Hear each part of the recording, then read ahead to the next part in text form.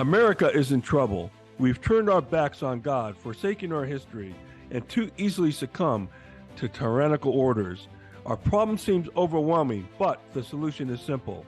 It's time we return to the Lord in strict adherence to the Constitution of the United States. Welcome to the Constitution Solution, one podcast under God. We're your hosts, Mark DeLuzio and Christi Tyrone. Now, let's get on with the show. Well, welcome to the Constitution Solution, one podcast under God. This is Mark DeLuzio and my sidekick, or maybe I'm her sidekick, Christi Tyrone. Christi, how you doing today? Good. How are you? Good, good. Are you still ready to save America? Is that what you always say? Every day. We got to keep fighting, right? That's right. Till we win, till we get her back. We will. We will. I have faith. I have faith. Christi, this is episode 13. Can you imagine me this many episodes so far? And we've only just begun. Well, you know, the thing is, like you said, every time you look into one subject, you find 5 more to talk about or go even deeper into this. By the way, I was on a John Birch Society meeting the other night, and they complimented us on this podcast. Yay! Gold stars. That's great. It is a gold star because it's like, you know, those guys know the Constitution, and that's what that organization's all about, right? And as a matter of fact, one of the episodes I'm going to do in the future was to go back to the Blue Book of Robert Welch that was written in 1958, how he predicted all the stuff that's going on now. And I'm going to go through that book, and I've already highlighted it 500 times, but find out the things he said in that book and then compare it as to whether or not they really came true. And I think you're going to find that all the names he was called, you know, even back then he was called a racist and an anti-Semite and this, that, and any kind of phobia you can imagine. But we're going to do that one too, Christi. I can't wait to do that one. That's going to be fun. Okay. Yeah. He was a visionary, let me tell you. He knew what was going on. Christi, we're going to talk about executive orders today. Episode 13.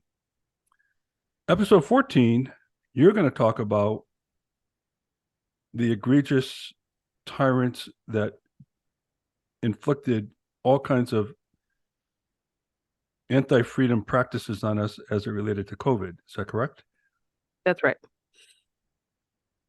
And the neat part about your episode is going to be, we're going to go back and reference this one quite a bit, because a lot of things that were done through executive fiat.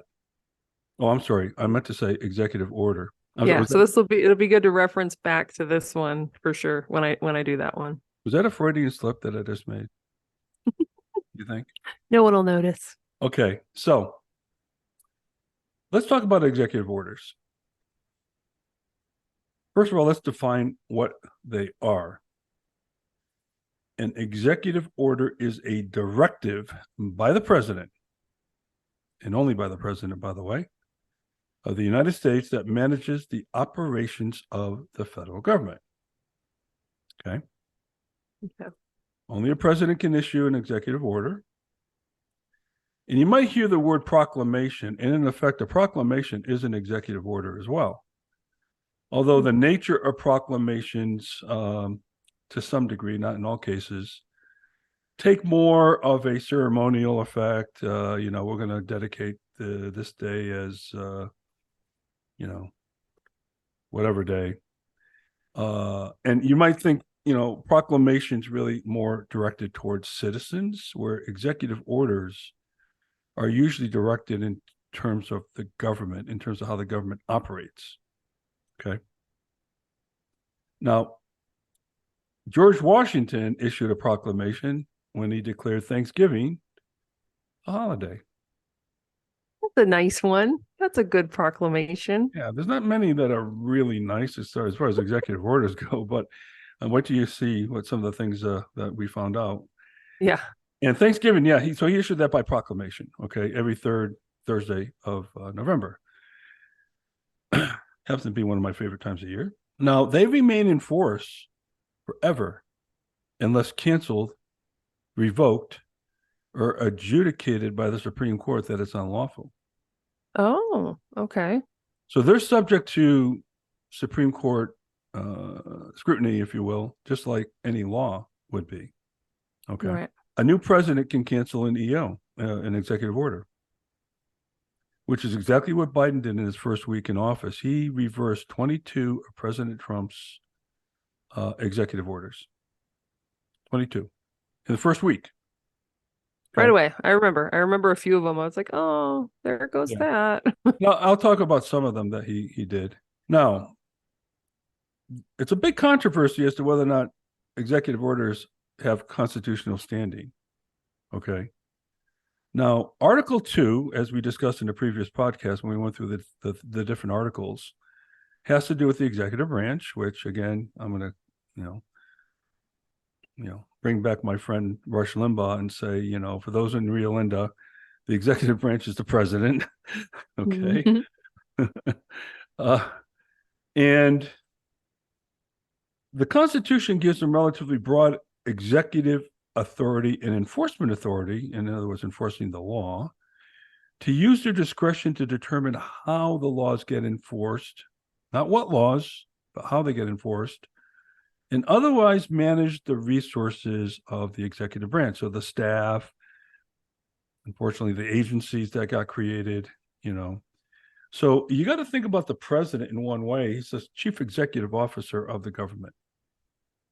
So he runs the government, the day-to-day operations of the government. That's kind of what he does, right? And that's why they call it the executive branch.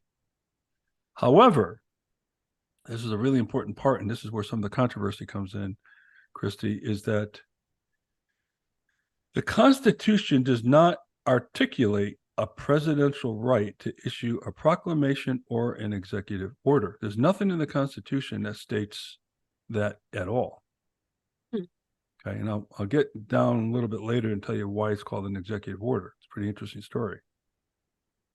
But like all laws, an executive order or proclamation needs to be supported by the Constitution. Okay? Yeah. They can have the force of law, believe it or not, provided its source of power is derived from Article 2, which outlines the specific powers of the executive branch. Okay, so it coincides with what the president is enumerated to do. Yeah, not too different from when we say, well, Congress can only write laws relative to their enumerated powers, which is spelled out in Article 1, Section 8. There's 7. I think we had a podcast on that. There were 17 enumerated powers. Okay, and as we know, Congress goes outside those confines all the time. Okay, when they write all these different laws. So first of all, it has to be the source of power for that EO or that executive order has to come from Article 2. Okay, or be in concert with that, with that article. Yeah. Or an express or implied delegation of power from Congress to the president. So, for example, they could write a law and say that in the law, the president has the ability to do X, as long as it's not in violation of the Constitution. Okay. Now, remember, all of these executive orders are subject to rebuke by the Supreme Court. And later on, I'm going to talk about the ones that, some of the examples of some that did get knocked down. Okay. Now, going back to our fourth branch of government, if you recall, and all those unconstitutional agencies that we talked about, a majority of executive orders get proposed by these federal agencies. Okay. So a federal agency might have broad power on a particular law. Congress might pass a law, say that, hey, you need to control emissions. You need to control emissions from automobiles. And they may set some, like they call them CAFE standards. Well, now that leaves an open checkbook for the EPA, for example, to write all kinds of regulations relative to that. They may say, okay, by the year 2035, you have to have this fuel standard, and you have to have this, and you have to so many of your vehicles have to be electric vehicles. I mean, there could be all kinds of malaise going on there, coming from this agency, that they derived, quote unquote, their authority from this broad law that Congress passed. Now, as you and I talked about last time, in the fourth branch episode, most congressmen would never sign laws that represented some of these regulations because they kicked their butt out of office. So in a way, they're cowards by creating these agencies and you know what I'm saying? And allowing some bureaucrat that nobody knows, probably a 25-year-old that barely made it out of school, to write these regulations. Okay? Yeah. No accountability on their hands on the part where the accountability belongs. Yeah. And by the way, if you don't like one of those regulations, who are you going to call? Yeah. 1-800-GET-LOST. That's what you fax them. I think the government still uses fax machines. Yeah, I heard they were going back to smoke signals, but well, I mean, seriously, you get into what I call phone mail jail with these agencies, right? Mm-hmm. Yeah. And you forget it, you'll never get out unless you hang up. Yep. Or Now, they might hang up on you. That happens sometimes too. Maybe when you do finally get through to a government agency and you finally start to express your grievances and dial tone. I've had that happen. I'm not going to tell you the gory story, but I got in touch with an IRS agent and she was unbelievably inept. And the biggest issue was she did not know it. I'll give you an example. She said to me, first she told me I never filed my tax returns for my business. Okay, well, after having written a 6-figure check for my quarterly estimated taxes, she told me, you never filed. And do you have a CP? So I've been doing this for 21 years, sir. I go, okay, well, 1 year, 21 times probably, right? But she says, you haven't filed. Do you have a CP? I go, CP? What the heck's a CP? A CP, your accountant. You mean a CPA? Oh, yeah, CPA. Is that what they're calling that now? I go, yeah, they've been doing it for like 21 years, I said, I mean, as long as she's been in the biz. This is what you're dealing with, okay? Yeah. Anyway, I'm not trying to paint all public workers bad, but they don't always attract the brightest, right? So there's a fine line, though, between, and here's where the rub comes, Christi, a fine line between writing legislation through these executive orders, okay, which we know the president is not supposed to do. Okay, now we did talk about regulations that are not executive orders that get, produced by these agencies that do have the power of law. And at the directive of the president, he could say, hey, I wanted to see a law that does this. And DACA was a great example. So in a sense, now we've lost the checks and balances that made, to me, the checks and balances, and we did a whole episode on just the genius of the checks and balances and why that made our government so different.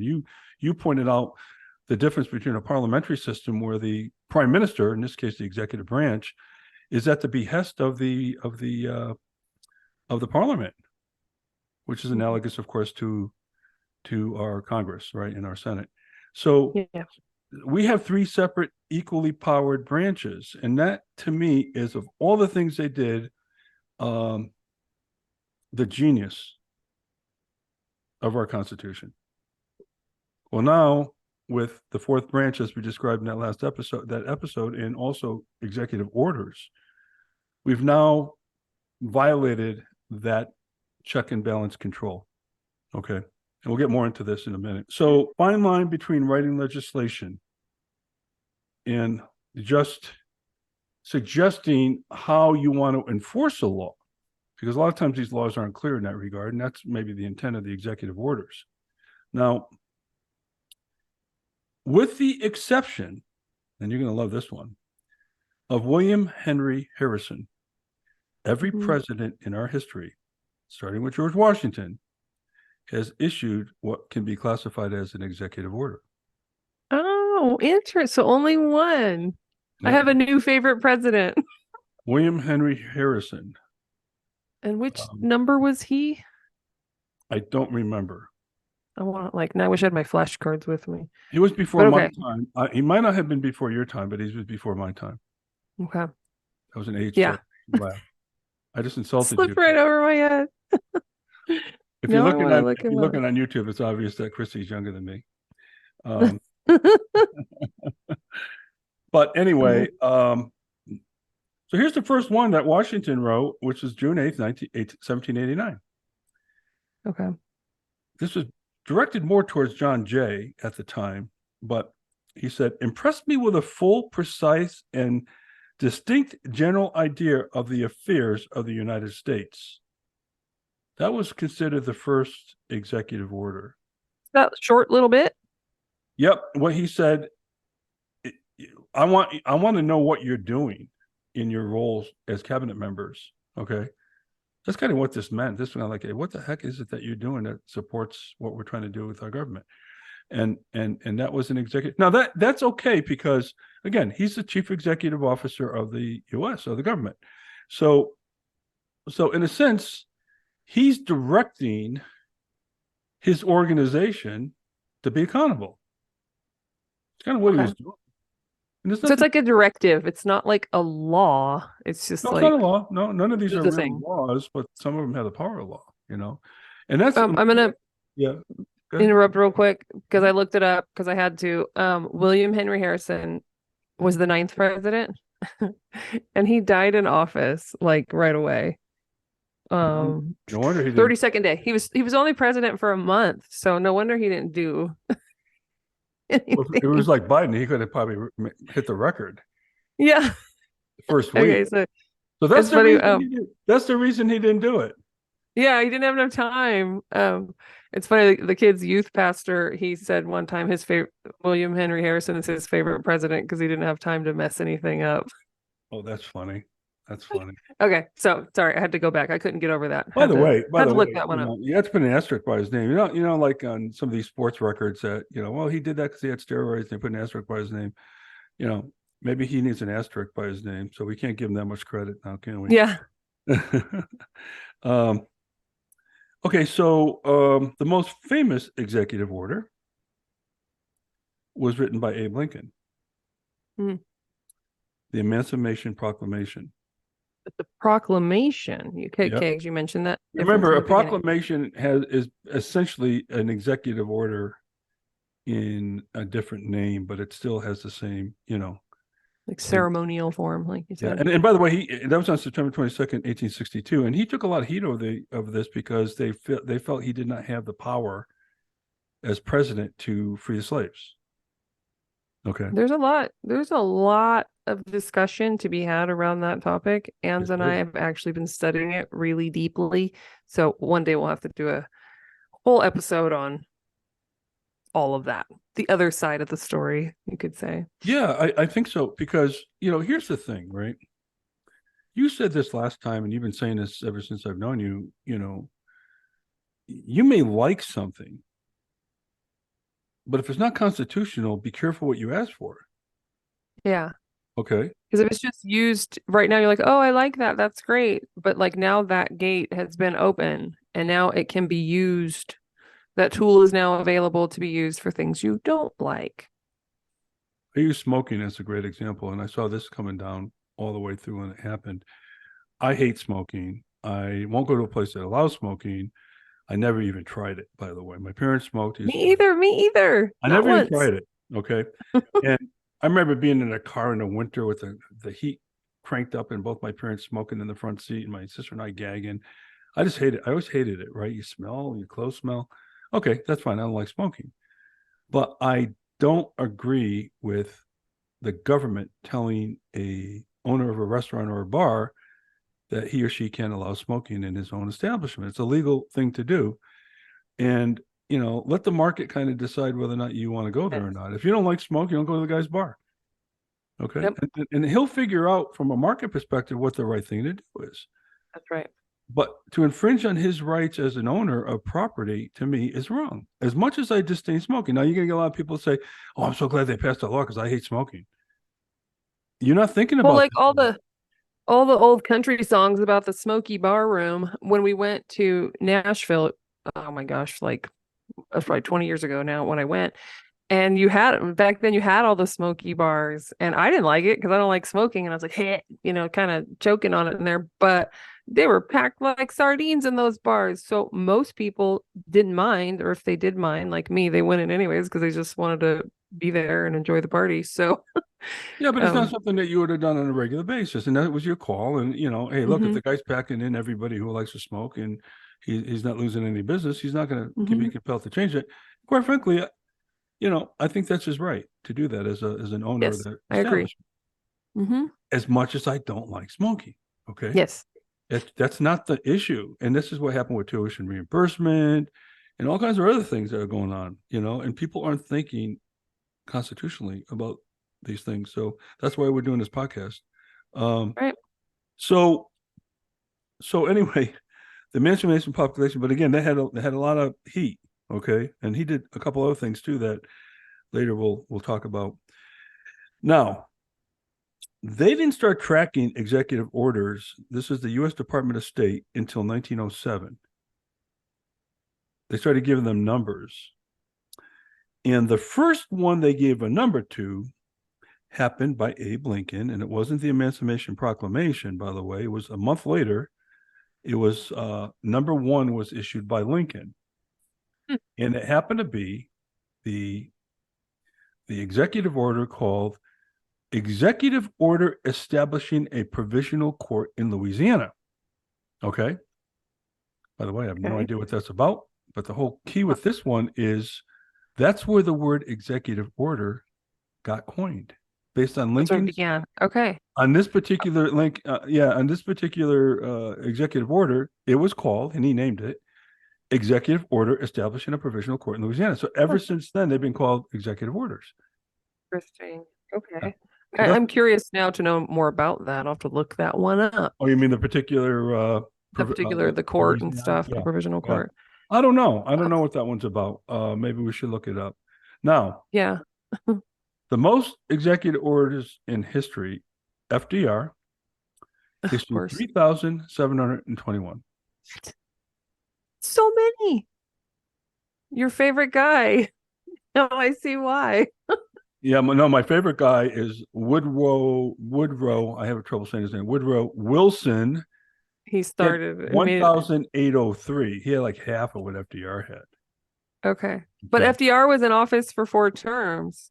So he had a longer time to be worse. Yeah, he did. Yeah, he did. Mhm. Coolidge had 1,203. By the way, I'm Okay. going to a Calvin Coolidge event in New York City. He was one of the more constitutional presidents that we ever had. Okay. I'm going in December. I went But last yeah, year. he did all those orders. Yeah, Interesting. 1,203. Yeah, well, you also got to look at the nature and quality of the orders and what they are. Some are more tyrannical than others. They're not all bad. Not all executive orders are bad. Yeah, that's Something true. you got to keep in mind here. I'm more concerned, Christy, and as you are, about the abuse that Hmm. happens once you give these guys a little bit of power. So when you become president, Mark, we're campaigning for you when that happens. So you should be like the first president, other than the second president, to not do any. You can make that a goal. I will issue an executive order that will ban executive orders. Yes, yes. We'll campaign on that. This is, of course, hiring you as my vice. No, Ann's is going to be my vice president. You'll be in my cabinet. Uh, uh, and if you don't know Anza, she's Christy's daughter. She's probably one of the more constitutional-minded kids you ever get. She's not a kid, she's a young lady, but that you're going to meet, and that's, I think, a function of her parents. Yeah, it's pretty cool that both my kids know what's going on. I love it when they call out Congress. They'll see something happening and they're like, "Hey, they're not supposed to do that." That's right. By the way, my grandson Adam, who's going to be 14 at the end of this month, has been listening to our podcast, and he said, "Poppy," he sent me a text the other day. He said, "Poppy, I just listened to the latest episode. Great job. Keep up the good work." Oh, that's so cool. Keep up the good That's a work. good fan to have. Teddy Roosevelt, 1,081, and Truman, 907. Those are the top guys. Okay. Gosh, so they just pumped him out, huh? And that's after they were keeping track. Because I remember hearing that No, that's John Adams. that's everything, even when they weren't keeping track. Okay, that goes back to Okay. Washington. Yeah, Washington Okay. a few, but yeah. Well, and John Adams did the one where I forget what it was called. It had a weird name, but where he made it where you couldn't slander the president. Yeah, because they were slandering him and he didn't like that. that And was then that was Adams, right? yes. Yeah, that And that so was he the did Alien Sedition Act, I believe. yes, that's what it was called. Mhm. And then Jefferson has like I don't know, but like his first day in office, right very early on in his presidency, he undid that because he's like free speech. We're not doing that. Yeah, Jefferson got it. He got it. You know. Uh-huh. So you mentioned this an episode or two ago that all the things that happen, like I think you were talking about amendments, and you said amendments kind of come in batches at times of a crisis or of a war, Yes. right? Remember that? Yeah. The Mm-hmm. same thing with executive orders. Okay, it seems like whether there's some kind of economic crisis, a war, we passed these $1 trillion spending bills like we did with COVID, and I do give President Trump, as much as I'm a fan, I give him a black eye for that. Um, uh, so we see this phenomenon that when the country is in this euphoric, maybe state of hysteria, maybe that it's easier to get these things passed because we're dealing out of emotion, right? Mm-hmm. And Yeah. I still go back to the Hall of Fame in Major League Baseball. You have to wait 5 years before you get voted on, because the euphoria of that guy just retiring isn't put in perspective with history, and it's not a perfect system anyway what they have now, but at least they had enough sense to not let the emotion of the day dictate who gets in the Hall of Fame. And it's no different than when you did the Republic versus Democracy, that we don't want mob rule based on some emotion. You mentioned Jesus Christ. He came into Jerusalem, and on Palm Sunday, he was a national hero, and a week later, he was crucified. Yep. All based The on passions mob change fast. rule. Yeah, mob rule. Mobocracy, remember? They call it that Yeah, mobocracy. yeah. So interesting. And the insight that the founders had to figure that out. Know. It's incredible. So let's talk about abuses. Are you ready? There's no shortage of those. Lincoln's Proclamation 94 suspended the writ of habeas corpus during the Civil War. Okay. For those who don't know, habeas corpus is the right to a speedy trial and unlawful detention, right? Okay. Really? Oh gosh, I'm adding that to my study with Anza. Also, by the way, imprisoned the press during the Civil War. Okay? Huh. Yeah. Interesting. He did some naughty. Lincoln did some naughty things. Okay. He really did, and that's we're gonna dig into that. Well, I'm gonna give you that one. You take care of that one. I mean, I'm on it. There's all kinds of stuff when you start peeling the onion back on some of these guys that are, and don't get me wrong, Lincoln was a phenomenal president, and what the intestinal fortitude he showed with slavery and the Civil War, but it wasn't always, sugar plums and so. Well, and it's not always about the sentiment. It's about what is constitutional. Right? Whether we like it or not, was it supposed to be done or not? Absolutely. Well, this gets better. Okay. Okay. Now, Truman, on Executive Order 10,340, placed all the country's steel mills under federal control. Oh, that's bad. Now, Truman. what other types of governments do that kind of thing? The commies like that kind of stuff. There you go. That's the definition of communism. They own all forms of production, right? And so, and so guess what? It was overturned by the Supreme Court. Oh, okay. Yeah, he got his wrist slapped on that one and said, no, you can't do that. Okay. Well, he's the same guy, by the way, that sent troops to Korea to fight in Korea. And didn't remember we talked about this on the on the war powers. Yeah, the war powers in the military industrial complex episode, where he said, "Oh, it was a police action. Police is a police action."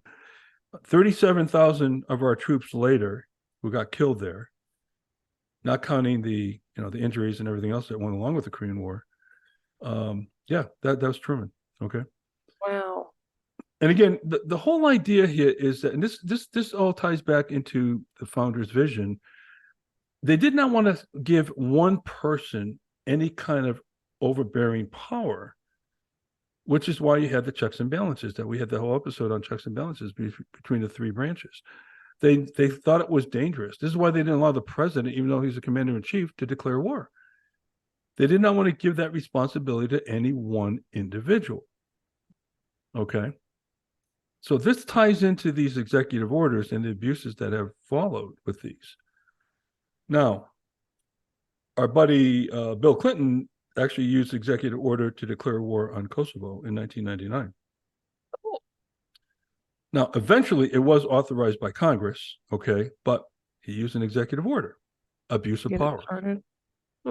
FDR, I don't have the number, but declared a bank holiday and forbid banks to release gold or coin bullion. Now, and then in his 6102, he forbade the hoarding of gold bullion and gold certificates. And he also, with another executive order, which I don't have the number, required all newly minted gold to be delivered to the U.S. Treasury. So this began the divorcement from the gold standard, okay? Oh. Which eventually was made official by Nixon in 1972. But we're going to do a whole episode on gold standard, okay? So I'm not going to get too much in the gold standard, but this laid the groundwork here. This guy, FDR, was an unbelievable globalist, and he was an unbelievable disdain to the presidency, in my opinion, because he did so many things that damaged this country, not only for the time he was there, but for the long term. Long-term damage.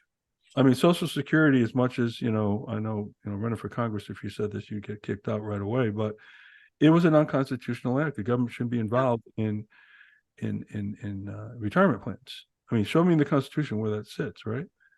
And we're going to get into the general welfare clause, and people argue that, but the general welfare clause has a very specific meaning, not for an individual, but for the good of the nation. So anyway, there's a lot of gray areas there that gets debated. FDR on 6581 created the Export-Import Bank of the U.S. And you can argue that's law, right? Think about it. I mean, if we had to have a law in 1913 to enact the Federal Reserve Act and the Federal Reserve banks, we said there were 12 independent banks that are not government agencies. This is the same thing, okay? He's enacting law here. In 6630, FDR 6632 established a National Recovery Review Board. Now, here's the interesting thing about this. The national, and I'm showing this not to educate people on the National Industrial Recovery Act, but to show how tyrannical and devious these guys are. Okay, so let's follow me on this one. Mm-hmm. The National Industrial Recovery Act that he established with this Executive Order 6632 was ruled unconstitutional in 1934. Okay, so all the activities by that board were unconstitutional, and he didn't have the right to establish that agency per his Section 2 powers, said the Supreme Court. Okay, so what does he do? He writes another executive order. Now follow me on this. And here's the words. By virtue of the authority vested in me under the said Emergency Relief Appropriation Act of 1935, okay, he reestablished the National Emergency Council to administer the functions of the now debunked NIRA, which is the National Industrial Recovery Act. Okay, so in other words, so let me put it this way. Forget about the names for a minute. Yeah, he establishes an agency. Let's call it Agency A. Okay. That gets deemed unconstitutional. He did that by executive order, and the Supreme Court said, "You can't do that." They killed it, and it was dead. He then establishes Agency B, and says, Agency B is going to do the things that Agency A used to do. So by definition, Agency A was ruled debunked. You can't, they can't exist. They can't do this. But Agency B now does exist, and they're going to do exactly the same thing. Okay. Because of an emergency? There was something about emergency order in there Well, that you look, it said. was called the Emergency Relief Appropriations Act. He used that Yeah. to re-establish their role, and their role was exactly what just got deemed unconstitutional in that other. Yeah. You see what I'm saying? Well, I mean, just on the surface term, like they use emergencies to promote, bad things. Well, it doesn't It's matter hard. what that agency was supposed to be for. Yeah. He just overtook it and commandeered it. It probably And had he nothing. just did it again. Well, its He's like, original I'm gonna do intent what I want. probably had nothing to do with the unconstitutional one that he set up. But he said, oh yeah, by the way, the things that one's going to do, we're going to do it over here now. So the NIRA was unconstitutional, and they got deemed so. Right. He placed their unconstitutional powers under the NEC. Okay, and so this is the hubris of these guys. This is how these guys have no respect at all for our founding and for our Constitution. Yeah, Okay. they do what they want. By the power invested in me by Yeah, myself and whatever I want. and there's so much of this going on. It's like, how does this 9 guys in the Supreme Court and ladies keep track of all this? You got they can't opine on anything unless a case is brought in front of them. I don't know if you knew that or not, but the Supreme Court can say there, oh, that bill just got passed last week. We're going to knock it. They don't. Someone has to. You have to bring a lawsuit to, and you have to have standing. Okay. Mm-hmm. So I don't know why citizens can't have standing. It's our Constitution, but FDR also created the National Labor Relations Board, the NLRB, which is still in existence today. Okay. And the regulations that the NLRB created are basically law. And I know this for a fact because I negotiated a couple of UAW contracts in my time. And the NLRB is the board that we had to go to be adjudicated on contract disputes and things like that. Okay. So, and they have law that you have to follow. Okay. And I'm somewhat familiar with a lot of the regulations and a lot of the NLRB created. Congress never voted on those laws. Congress didn't even pass the NLRB as an agency. It got created by FDR, Executive Order 6763. You see how this works? Yep. This is how government gets bigger and how we lose our freedoms. There's the inverse relationship between our freedoms and the size of government. Yep, totally. And then lastly, I'm going to stop picking on FDR, but he was such a tyrant. There's a lot to pick on there. Well, this is probably the worst one. Okay. His Executive Order 9066 led the pathway for 120,000 Japanese American citizens in the Western states to be sent to internment camps in World War II. These are because I knew that happened, but he did that through Executive Order. Executive Order 9066. Wow. These were citizens of the U.S. Mm-hmm. And they declared some of those area war zones and said, okay, well, they got to go to internment camps. It was targeted just at the Japanese. Okay. And he got away with it, by the way. Now, let's go to our buddy Bill Clinton. When I visited the White House, when Trump invited us in and we got to see the Oval Office, I was fixated on the Lewinsky room. My wife says, what are you doing? Why are you looking at that room? I go, that's the most famous room in the world. More so than you call it now. Well, I call it the Lewinsky room because a lot went down in there. I forget it. Okay. She looked at me and rolled her eyes. She says, you're a jerk, she says, Yeah, totally. Okay. Man. History. Here's a beauty. Bill Clinton on Executive Order 12954 prevented the federal government from contracting with organizations that had strikebreakers on their payroll. Think about that. I don't know what that is. Oh, yeah, by the way, that got overturned by the Supreme Court. Okay. Obama. This shows you the hubris, and I use another word if we weren't publicly being broadcast here. In his State of the Union in 2014, I don't know if you remember this or not, he called it a year of action. And by the way, all the Democrats got up and applauded when he said this. He called this a year of action. He said, he is armed with a pen and a phone to take action where Congress wouldn't. Oh.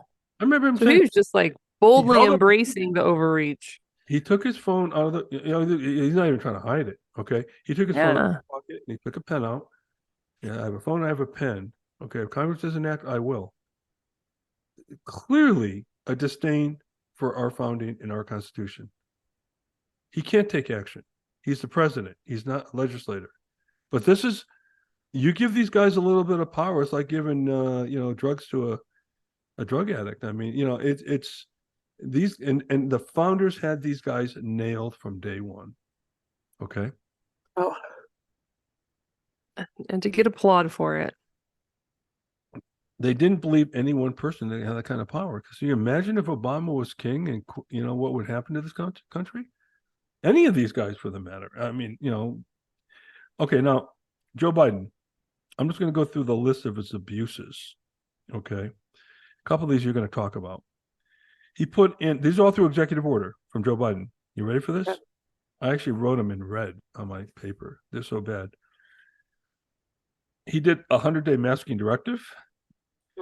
He made a if you will, an executive order making all masking on all public transportation. I don't care for trains, buses, airplanes.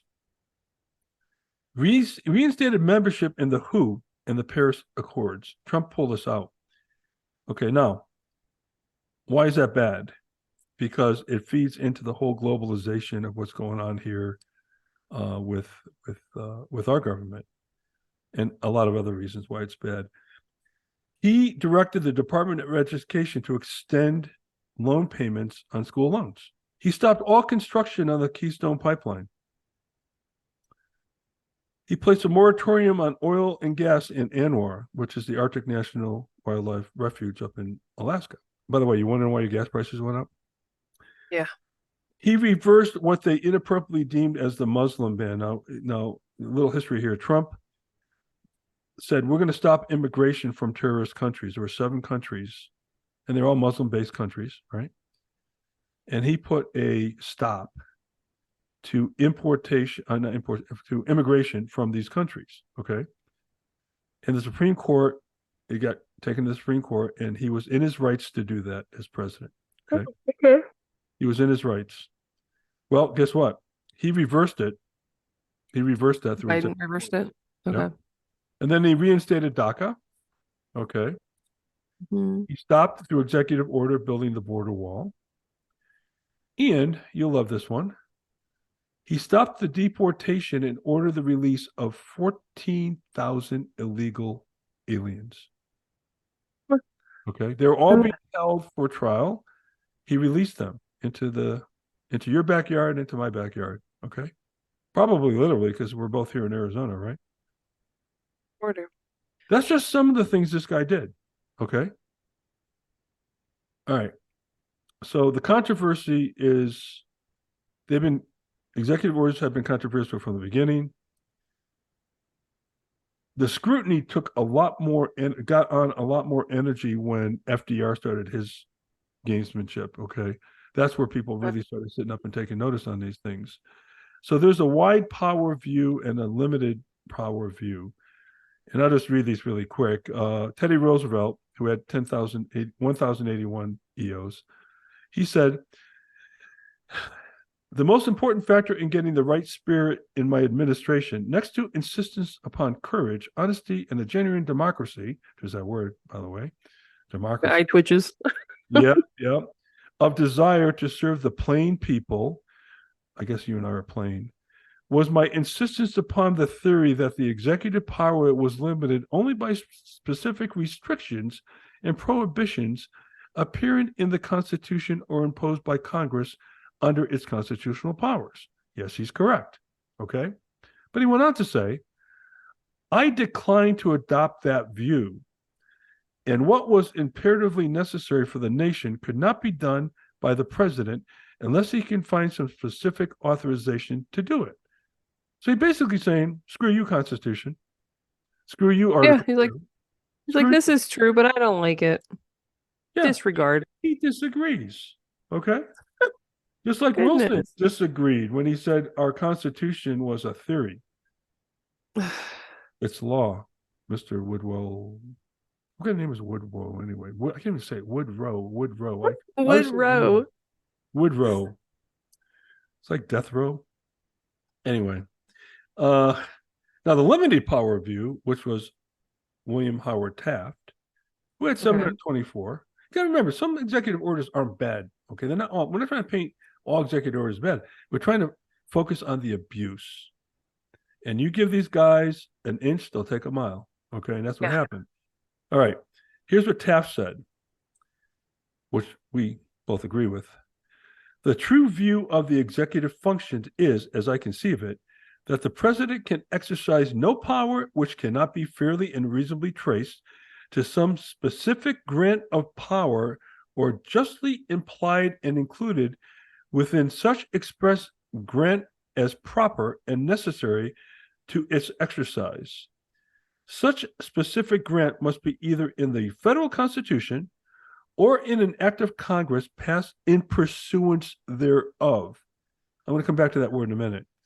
There is no undefined resident of power which he can exercise because it seems to him to be in the public interest.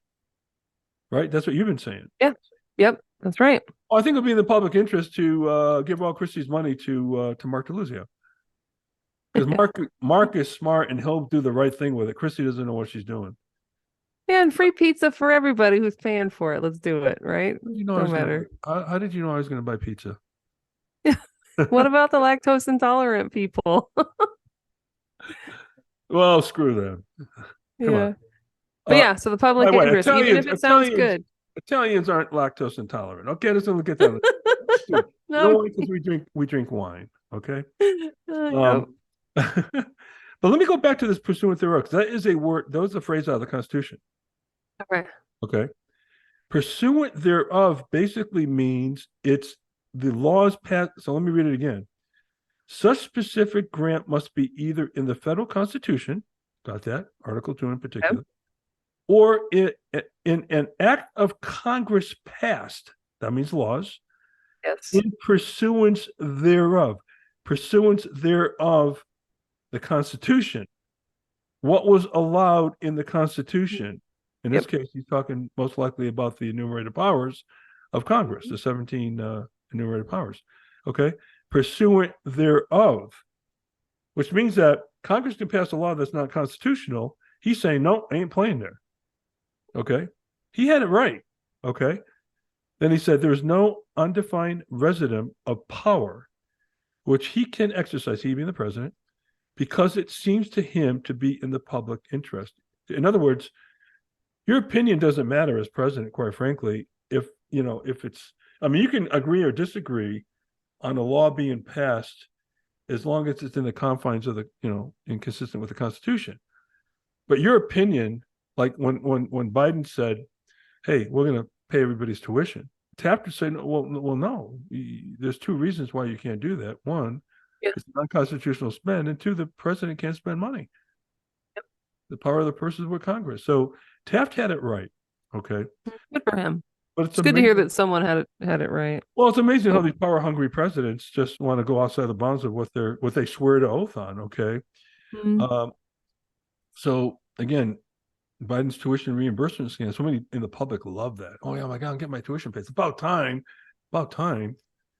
You majored in basket weave and you can't find a job. And it's like, now it's about time. Okay. Yeah. Our view, quite frankly, Christi, and I think you and I talked about this, is that if the president exceeds his constitutional authority when he uses presidential directives to set policy to make law. He can't make law. Okay? He can't make law. That is expressly granted to Congress. And again, I want to go back to the fourth branch episode. If you guys want to go back and listen to that, I forget what number that is, but you can find it on our website, 1787solution.com. When executive orders result in the president having both the executive and legislative authority, that's where we lose our freedoms. Yes. And as in all, many of our episodes come back to the same solutions, like knowledge, right? We need to know this stuff. And then once we know it, like we need to nullify these things, Ah, preferably, and which we'll learn more about in the next episodes coming up too. But how we need to like for example, Biden did the 100-day mask mandate, right? Like right. one, he can't do that. Doesn't fit the bounds, not the parameters, not his job. And if everybody just didn't do it, just don't wear them. Just don't put the mask on, Yeah, but Simple. what they were doing is they were engaging police to arrest you. And I Mhm. tell you right now, I would have loved that. I would have loved to be. I really would have, because boy, I'd retire forever if that happened. You know, Mhm. there was a woman in on the town council in Nashville who wanted to make a law that said if you're found without a mask, you're going to be charged with attempted murder. Oh, I remember that. And Yeah, it's these not a people. joke. She was serious about this. Okay, this is what these Yeah. people, you know. And with that, I want to ask, because you just brought it back to the state level there. These executive orders and stuff, because our state governments, what does it say in the Constitution? Every state is granted the right to a Republican form of government, right? Yeah, So these same ideas carry on to the states, and they have more freedom with how they want to handle certain things thereafter. But the executive orders also, that's a governor, is the executor of the state. correct. So they have the same restrictions, right? Like a governor can't write law either. No, no, for the most part, no, no. Now, let's remember the supremacy clause of the Constitution that says basically the law is the law, the federal law is law of the land. You can't violate it no matter what state you are. As long as the law is, I'm going back to that word, pursuant thereof. If the law is pursuant thereof, we talked about this in the nullification episode, right? Where if the law is pursuant thereof, it means it's in concert with the Constitution and it is the law of the land. If it's not in pursuant thereof, you have the not only right at the state level, but the obligation to nullify it. Okay. Now, what I talked about today was primarily executive orders at the federal level. There may be some nuances from constitution to constitution between the states that allow Yeah. different things. Okay. Yeah. But I think in general, the same thought process as it relates to the federal thinking around executive orders applies to the states as well. Where, when Doug Ducey said, hey, you can't have more than 25 people in your restaurant, and a church can't have more than 400 people. Yeah. I wish I owned a restaurant at the time, because I would have been arrested, and I would have personally sued. I wouldn't sue the government. That's a long road. I would personally sue all these guys personally. Yeah. Okay. No, Individually. whether or not I have standing to sue them personally, they're still going to have to defend it, and they have to spend money on it. And, at the Mhm. end of the day, maybe they'll stop doing this stuff. Okay, I would Yeah. sue There needs to be town some council repercussions. past that. I would sue the mayor. I would sue the representative of that district. I would sue, and I don't care what side of the aisle they are. I would sue the Mhm. governor. Okay, personally. Now, if the court says, well, no, you're going to have to throw that out because you don't have standing, you can't sue him personally, they're still going to have to spend funds on legal. And that's exactly what the Democrats do to us. Okay. And There. maybe just then they'll think twice about passing these type of mandates, you know? Yeah. Should be some sort of accountability there. But we just rolled But over, but for some reason, yeah. though, I'm maybe thinking some of your thunder, but, Walmart stayed open. Oh yeah, we're gonna get into all that in the next episode. By the way, what was your problem with the 100-day mask mandate? You thought it should have been like 99? Is that what your problem was? Oh yeah. Yeah. Like zero, zero, zero. All right, Christy. I to this day have not put a mask on, not once. So Not even been able to get around it. not even for Halloween. I had to. I couldn't get on an airplane. I fly for a living, and I couldn't get on an airplane. Yeah, Yeah. Oh, you it's were not harder believe depending on what you're some of involved the things in. I went through with the whole mask thing. Traveling was incredible. You would not believe. And maybe I can tell some of those stories as you get into your episode. I can't wait to hear your episode. It's going to be fun. So this was episode 13. Mhm. You're going to do 14, which is, what are you naming that episode anyway? The first one, it'll be in two parts. The first one will be called Tyranny of the Fearful, and the second one will be called Liberty of the Brave. Ooh, I like that. I like that. Oh, you can do it in two parts. Two parts. There's a lot there. Awesome. Awesome. You could probably do 10 parts on that whole Oh subject. my gosh. I know. So much. Right. Christy, look, the bottom line here is that our checks and balances are at risk with the fourth branch of government, these unconstitutional agencies, and the way the presidents actually exceed their authority with executive orders and proclamations to some degree. And it's an infringement on our constitutional rights. And to me, that is grounds for impeachment when you take the oath to uphold the Constitution and then you intentionally break it. Why wasn't the Republicans, when Obama stood up there with his pen and phone, impeaching him? Why wouldn't Wilson, when he said the Constitution is a theory? Where were the legislators then? Saying, well, wait a minute, no, you can't do that. Okay. And then when they go do it, they let them get away with it. Because you got to remember, the Supreme Court can't handle everything, and they can't sit there and judge. They have to have a case brought in front of them. And it takes a lot to bring a case in front of the Supreme Court. I'm sorry, and then they're going to pick. They get thrown, thousands of cases a year, and they're going to pick a handful to work on. They can't work on everything. So I'm worried more about the smaller ones that chip away at our freedoms than some of the real big ones. Yeah, it's easier target for the tyrants, and it's harder to fight for the good guys. I mean, from a process, I do process improvements with my business. I would have loved to have seen every law have to be scrutinized by some Supreme Court type body. Every law goes through, okay, but it doesn't work that way. And these guys know that, and they pass these laws, and they get away with it. So maybe one of the founders' failings in terms of not having a more robust judicial review. But they never thought that thousands of bills would get passed every year. I'm sure they would never imagine thousands and thousands of bills. And how long the bills are. It's just like, how do you keep track of all these laws, first of all? Yeah.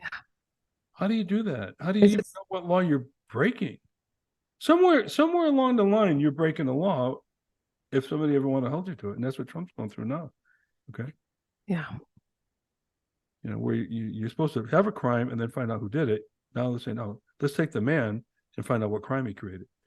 That's totally ass backwards when it comes to our form of justice. But it's a mess. The only thing that's been a bridge. So, Christy, I'm going to see you on another side. We're going to do 14. All right. Tyranny. Too much of it. Yeah. All right. Christi, Tyrone. Mark DeLuzio calling from sunny Arizona.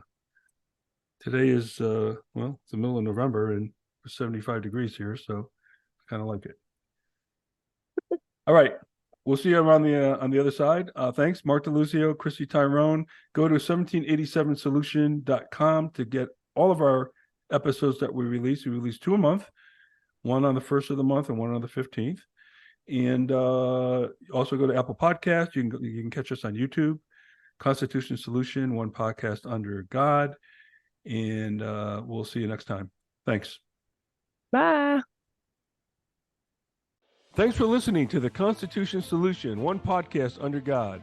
You can find other episodes on our website at 1787solution.com, YouTube, or wherever you listen to podcasts. We're your hosts, Christi, Tyrone, and Mark DeLuzio. Until next time, may God bless you and may God bless America.